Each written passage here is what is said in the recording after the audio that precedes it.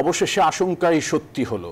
ইরানের 3টি পরমাণু কেন্দ্র লক্ষ্য করে হামলা চালিয়েছে যুক্তরাষ্ট্র, আর এসব হামলাকে সফল দাবি করেছেন ডোনাল্ড ট্রাম্প। তবে সম্ভাব্য মার্কিন হামলায় আগে ভাগেই ফোর্দো, নাতানজ আর ইস্পাহানের পারমাণবিক স্থাপনাগুলো থেকে সব ইউরেনিয়াম সরিয়ে নেওয়া হয়েছিল বলে দাবি তেহরানের। সেই সঙ্গে মধ্যপ্রাচ্যে মার্কিন স্থাপনায় হামলার হুঁশিয়ারিও দিয়েছে ইরান। হুঁশিয়ারি দিয়েছে যুক্তরাষ্ট্রের আগ্রাসনের উপযুক্ত জবাব দেওয়ার।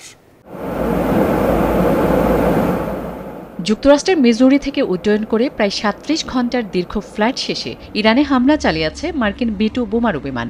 রাতের আধারে ইরানের ফর্দো, নাতানজ আর ইস্পাহানের পারমাণবিক স্থাপনা ধ্বংসের দাবি করেছেন ডোনাল্ড ট্রাম্প।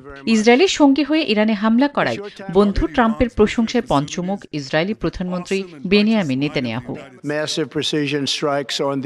যদি তারা শান্তি স্থাপন না করে, ভবিষ্যতের আক্রমণগুলি আরও অনেক বড় হবে। তবে এসব স্থাপনা থেকে আগে ভাগেই ইউরেনিয়াম সরিয়ে নেওয়ার দাবি করেছে খামেনির দেশ। যুক্তরাষ্ট্রের সামরিক অভিযানের আশঙ্কায় ইরানের ফরদোস্ত পারমাণবিক স্থাপনা থেকে গুরুত্বপূর্ণ উপকরণ সরানোর প্রমাণ মেলেছে উপগ্রহ চিত্র বিশ্লেষণেও। এদিকে কূটনীতিকে অগ্রাহ্য করে ইরানে সরাসরি হামলার ডোনাল্ড ট্রাম্পের সিদ্ধান্তকে মধ্যপ্রাচ্যে যুক্তরাষ্ট্রের আগ্রাসী পররাষ্ট্রনীতির বহিঃপ্রকাশ বলছেন ইরানি পররাষ্ট্রমন্ত্রী।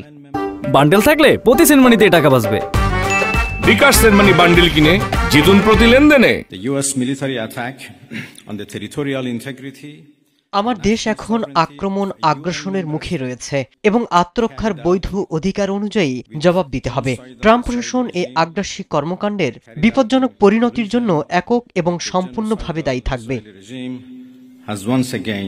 ইরানে বোমা হামলার পর যুক্তরাষ্ট্রকে কঠিন পরিণতি ভোগ করার হুঁশিয়ারি দিয়েছেন ইরানের Islamic Revolutionary Guard Corps IRGC। মধ্যপ্রাচ্যে মার্কিন স্থাপনা ও সামরিক ঘাঁটিতে হামলার হুমকিও দিয়েছে তেহরান। ইরানে মার্কিন হামলার পর ইরান তেল আবিব সংঘাত আরও তীব্র হবার আশঙ্কা করা হচ্ছে। পরিস্থিতি মোকাবেলায় ইরানি বিপ্লবী গার্ড বাহিনী প্রথমবারের মতো ইসরায়েলের দিকে অত্যাধুনিক খাইবার শেকান ক্ষেপণাস্ত্র মোতায়েনের ইঙ্গিত দিয়েছে। অন্যদিকে শুধু ইরান নয়, ইরান সমর্থিত বিভিন্ন আঞ্চলিক গোষ্ঠীর নিশানায় পড়েছে ইসরায়েল। লড়াইয়ে যুক্তরাষ্ট্র সামিল হওয়ায় যুদ্ধের নতুন রণকৌশল ঠিক করছে হামাস, হিজবুল্লাহ ও হুথিদের মতো গোষ্ঠীগুলো। আসমাতুলি, নিউজ 24।